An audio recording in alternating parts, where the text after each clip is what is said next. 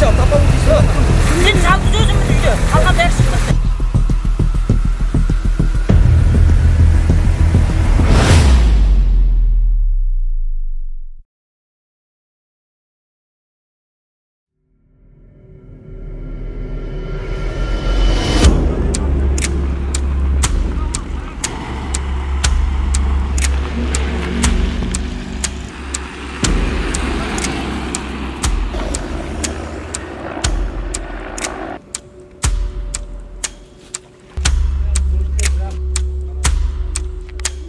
Асы су кешкісі 9-да келді. Содан водотоптар жасадық, құтқара алмай қалдық.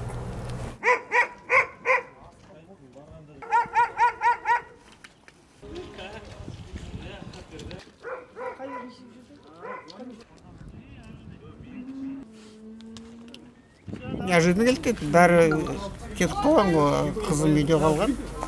Сол звондап, су үйге кіріп жатыр деп. Сол бәрі кетіп қалған соң үйге кіріп кетті. Мына үлкен қызымның үйі, мына кіші қызымның үйі, бұған енді фундаментті дейік. Міне тұр ғой, келді ғой екеуі.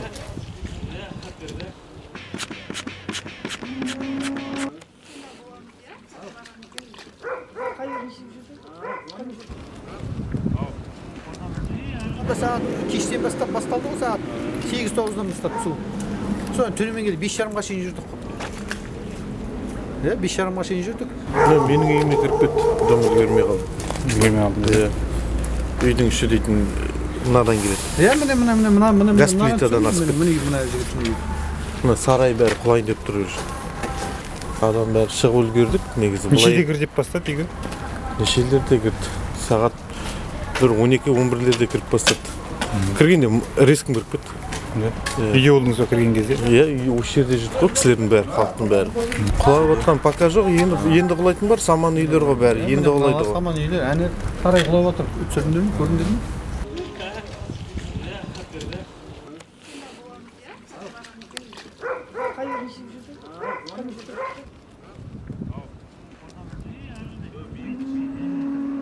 Вот по этим двум улицам, вот сейчас написано, Тулеби и Альтикиби, где-то здесь приблизительно домов 400, если не больше. Вот они все сейчас под водой находятся. И вот сейчас она прорвала, вот тут через асфальт проходит вода, теперь начнут эти улицы топить. Сейчас мы уезжали же, вот корреспондент уезжал вода, да? Она была вот 3 метра назад отсюда вода. Вот она пришла и уже через асфальт прошла. И уже вот эти улицы, видите, здесь воды не было, уже топит здесь.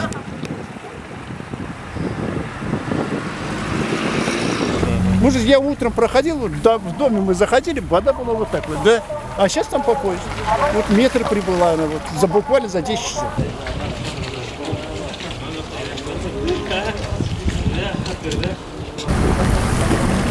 Қазіргі уақытта Подстепный ауылында 2 уақытша эвакуациялау пункті жасақталды. 423 адам эвакуацияланды, 152 үй суға кетті. Сол суға кеткенеден 423 адам эвакуацияланды. Мына кісілер қайда кетіп жатыр? Мына кісілер қайда кетіп жатыр? Арада үйлері бар кісілер қарап келгендер. Ішінде не болып жатқаны ба? Заттарын алып үлгермегендер ғой. ішінде. Біз өзіміз сағат 11-лерде келдік осында, шақыру бойынша. Содан бері осы эвакуациялау жұмыстарын жүргізіп жатырмыз. Қалып қойған адамдарды шығару арқылы, қайықтың көмегімен шығарып жатырмыз. Мына осы жағы деген сайда, көріп тұрсыздар ғой. 1 метр кеу жерлер. 1 метрдің үстінде. Мына жағы уже кішкене биікте тұр.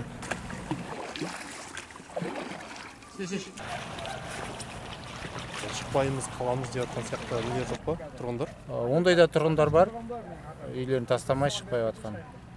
Оларды да барып тағы да сұрап айтып жатырмыз, шықсын деп.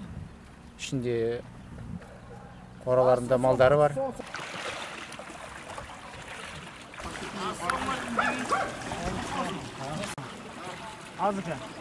Таңғы 6 шамасында мына аэропорт жақтан су келді. Мына тұрған карьерді толтырып, ауылдың ішіне тарады су деген. Сіздің үйіңізді басып кетті ғой, да? Иә, басты, кетті полностью үйім кетті, түгелдей. Документтеріңізді Документтерімді алып кетіп баратырмын.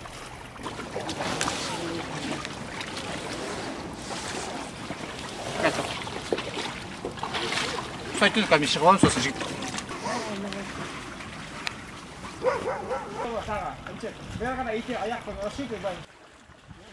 Алда сұңқыр жоқ па дейді, опа.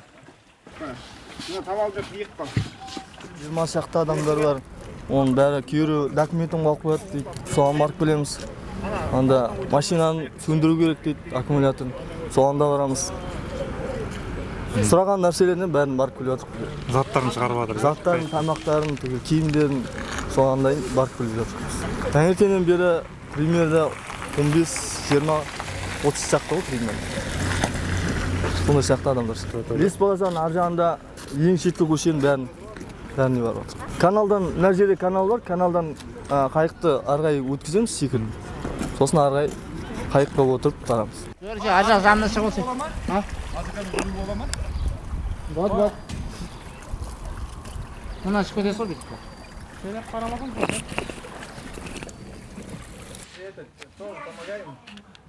Таңертең біздер жұмысқа шықтық қой. Тым болған жоқ, құрғақ болды. 7-ден 15 кеткен шыққанда жұмыста. Үйдеген Ленол көтеріп кеткен дейді. Кілем бәрі шалқын жүр дейді. Холодильник, телевизор, қызымның ішім айшасы бәрі су дейді, толып тұр дейді. Балам тек школ киімін алып үлгерген, кітаптарын алмаған, документті түнде соңғымен салып қойған екен. Мына ит деген қараш жатсы біздің ит. Жаңа хозяймен бірге кетіп қалған. Енді жатыр күншеті. Бір қарай кетіп сатана итті. Жаңа жолдасым ана магазин, охотничный магазиндер болады ғой. Резина, белгілеген костюм бар. Соны сатып алдық та келдік қой. Ана ит деген шапқылап, аңсылдап, мына жерге де. Ассалаумалейкум. Қалай, жағдай қалай үйде? Ой, бизнесмен. Да? Телевизор қалды, стояли машина бәрі. Швейный машина. Швейный машина қалқы жүр бүйтіп үшін. Енді қазір сіз не алып шығасыз үйден? Тамақтар біреулеріне квартираға барып жатыр қой енді. Бір балдызыққыне. Таңертең жұмысқа шықтық қой. Шығып қарадым мен арт жақтан. Нормально болды, кетіп қалдым. Мына 2 сағаттан кейін балдыз звонайды. Су келіп жатыр екен. Мына келсе бітті, өтеміз. Как 2 сағат үстіне кетіп тұрмын. Таңертең біздер 7-15 кеткенде шықтық. 7-15 кеткен, өзім шығып арт жақтан айналып бір қарап келдім. Нормально, су жоқ кеткен ғой деймін.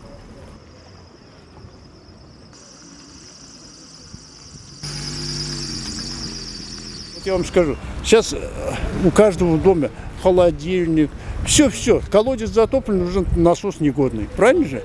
Внутри, сейчас мы сами, воды нет, холодильник сейчас там, я не знаю, затопит, не затопит, его оставить, мы его вывести не можем.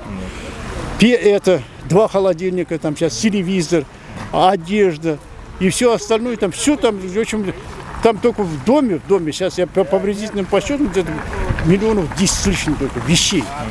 У всех же сейчас все эти холодильники, сейчас, знаете, холодильник почти 500 тысяч стоит.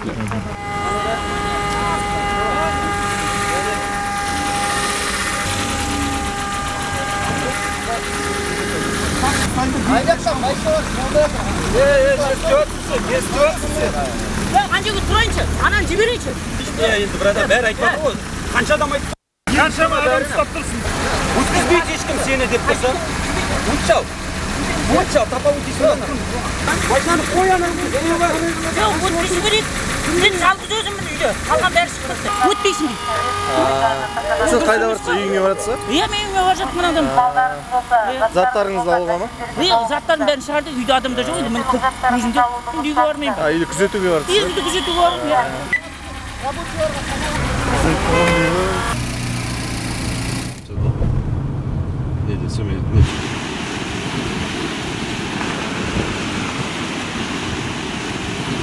Один GCB там он, получается, расширяет.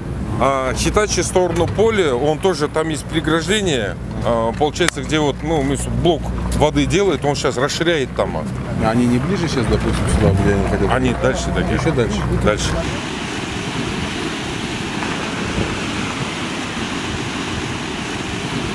Жаңбырдың екпінімен су тездетіп келіп қалды. Оны біздер мына дамбыға соғылды. Дамбыдан алып біздер обводноймен карьер бар орталықта, сонымен дәтпен жібереміз деген. Рейске келгесін жерде бізде арығымыз бар, Қазыбек би көшесінде 2,5 км. Соған бұрдық. Онымен де екпіні қатты болғаннан кейін мына Қазыбек би, Төле би көшелерінен перелеп жасап мына Жеңіс көшесіне кетіп қалды. Сол себепті жаңа түнде өзіңіз жүрсеңіз көріп жатсыздар. Мына алдарын жырттық, мына Самар-Шымкент тас жолының ауылға бұрылыстарын экскаватормен жыртып.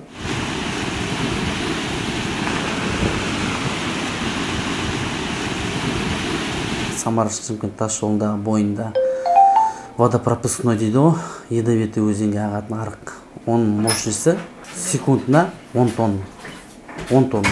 Ондай необходимость болған жоқ. Сол себепті мен оған рұқсат берген жоқ.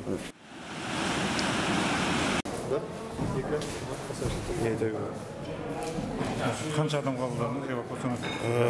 Қазіргі таңда Теректі колледжінің жатақханасына 26 отбасы, оның ішінде 85 адам, оның ішінде 36 бала орналасты.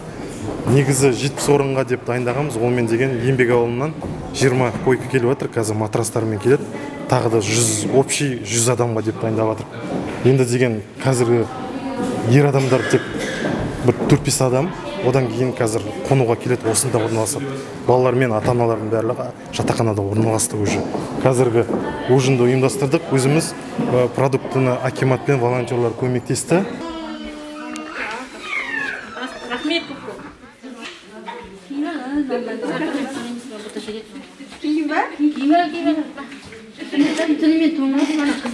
Мен осы 80 жасқа келгенше осындайды көрмеген едім. Тек түнде келді ғой. Түнде ойбай су келіп жатыр, шығыңдар деді. Бәріміз тек үстімізде не зат бар, сонымен шықтық та кеттік үйден. Таңертең уже үйге кіріп кетті. Өмір тарихында тіпті 70-ші жылы келді, осындай су 71-де келді. 93-те келді, 94-те келді. 11-ші жылы келді, уже подсёпныйға көшіп келгеннен кейін, осы подсёпныйға. Мынандай суға кеткен жоқпыз, білмеймін. Онда бірен-саран бір-екі үй ғана кетті, осы алдымызда көшеден. Ол кезде Лесная көшесі болды. Басқалай совсем суға кеткен жоқпыз. Мында қазір жақсы, енді жаман емес, отырмын енді. Рахмет. Балаларға орында бар. Бірақ енді өзіңнің орныңдай болмайды ғой. Қар орныңдай.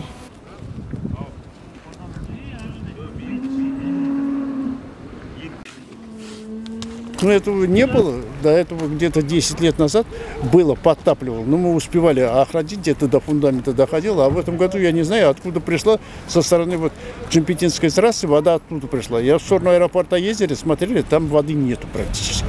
Там идет там небольшой ручеек, а такого нету. А пришла вдоль трассы, вот идет Джемпетин, вдоль трассы вода идет.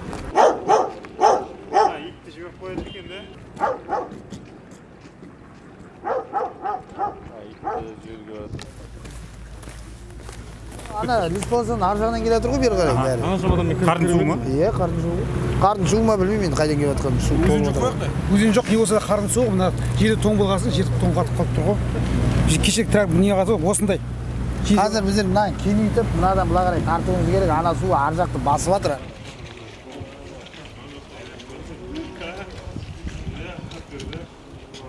Бұл енді қардың суы дегенде қардың может прудында су болар, массовый қалай келеді? Қардың суы болуы мүмкін емес, себебі жылы су. Су жылы. Түгел басып кетті. Осы өшет тұрғын судың астында қалдық қой.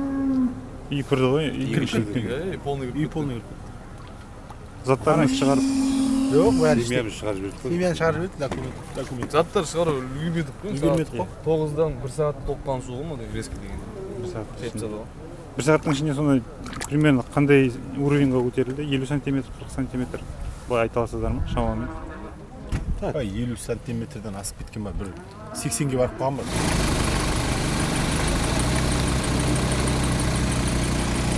Осы бізге атсалысып жатқан жеке кәсіпкерлеріміз, облыс көлеміндегі жеке кәсіпкерлер экскаватор беріп жатқан, соларға көп халық атынан рахметімді айтамын. Өте көмектесті экскаватормен. Звондап, осылай қандай көмек қай жерден деп айтып жатқан кісілер көп. Соларға рахметімді айтамын, енді халықтың атынан көмектесіп жатқан жастарға да рахмет айтамын. Жастар енді шығып газелистер бар, Оралдан келіп жатқан газелистер, Құмтасов бар, бәрін көп рахметін айтам, сол ауыз біршілігін көрсетіп солар. Су салқын, мына белге дейін келеді. тоңып жүрсіз өзі бір жол жатқаныңызды байқаған жоқ болсын. Жоқ, біз енді жұмыс істеуіміз міндетіміз ғой, адамдар құтқаруға міндетіміз. Сол уақытта сонша біз қанша адам бар, соның бәрін құтқаруымыз міндетіміз. Тұрғындары барлықтарында үйлерімізден шығуы сұралады. Эвакуациялық жағдайға байланысты мектеп автобусы тасымалдау қызметін атқарып жатыр. Эвакуациялық пункт Абайлық мектептің гимназиясының Советский бойындағы жатақханасы. Барлықтарының сонда баруларыңыз сұралады. Өздеріңізбен бірге жеке төлем заттарыңызды, құжаттарын алуды ұмытпаңыздар.